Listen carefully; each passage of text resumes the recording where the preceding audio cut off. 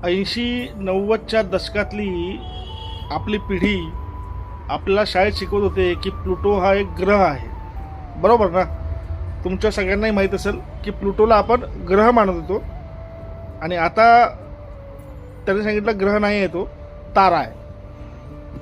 बरं, प्लुटोनं काहीच विरोध केला नाही बरं का, आणि तो काय विरोध करणार?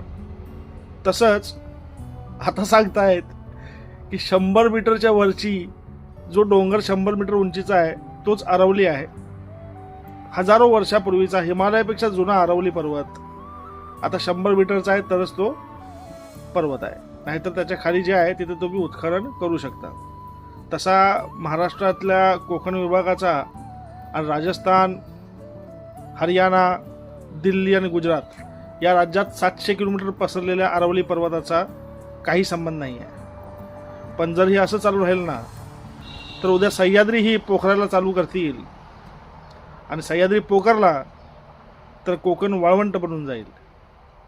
काय चाललंय मला काही माहीत नाही आहे, पण काहीतरी जोरदार चाललंय. कुठंतरी थांबायला पाहिजे, निसर्ग वाचवायलाच पाहिजे. आणि आपल्याकडं एवढाच अधिकार आहे की आपण सामाजिक माध्यमांवरती आपला दबाव वाढवू शकतो आणि जे काही चाललंय ना चुकीचं त्याला थांबवू शकतो.